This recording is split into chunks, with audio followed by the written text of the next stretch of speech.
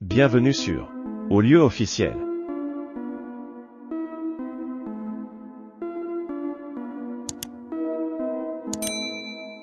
Lolo Beauté arrêté, ce que la justice ivoirienne lui reproche.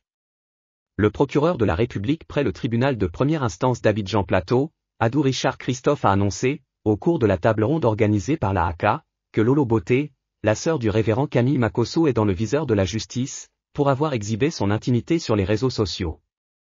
Adou Richard Christophe, procureur de la République près le tribunal de première instance d'Abidjan Plateau a fait un exposé sur le thème principal de la table ronde de la Haute Autorité de la Communication Audiovisuelle, AK, le mercredi 17 mai 2023, à Abidjan Cocody. Quelle responsabilité des activistes, blogueurs et influenceurs dans la diffusion des contenus audiovisuels en ligne? En effet, le développement de ce thème a permis au procureur de la République d'Abidjan Plateau, Adou Richard d'évoquer les cas du révérend Camille Makosso et de sa sœur Lolo Beauté, qui utilisent les réseaux sociaux pour divulguer des informations. Tout ce qui ne doit pas se faire dans la vie de tous les jours, n'est pas acceptable sur les réseaux sociaux. C'est un outrage public à la pudeur. Les réseaux sociaux sont accessibles à tous, même à nos enfants. Il ne faut donc pas choquer leur moralité. Les uns et les autres savent ce qui s'est passé. Lolo Beauté s'est dénudée en public. C'est scandaleux. Je n'ose même pas employer des termes pour qualifier cela. Ce n'est pas la première fois que ce genre d'action se passe. Nous avons nos enfants à éduquer, certaines personnes ne doivent pas être autorisées à faire ce que les autres n'ont pas le droit de faire. Tous ceux qui le feront vont s'exposer à la rigueur de la loi. Ce genre d'acte ne doit pas rester impuni.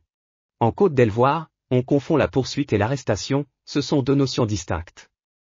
La poursuite est secrète. Quand quelqu'un a commis une infraction, il y a tout ce qui se déploie comme enquête préliminaire, police judiciaire, procureur de la République. On travaille dans le secret et on ne se saisit de la question que lorsqu'on veut faire subir la rigueur de la loi à la personne, mais encore faudrait-il que cette personne soit en Côte d'Ivoire. Tout ce qu'on peut faire quand la personne n'est pas en Côte d'Ivoire, c'est d'utiliser la coopération judiciaire, a dit le procureur Adou Richard.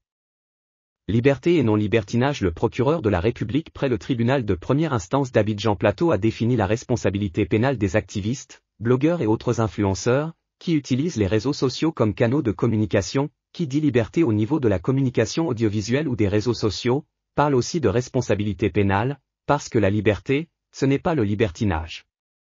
Il faut encadrer cette liberté.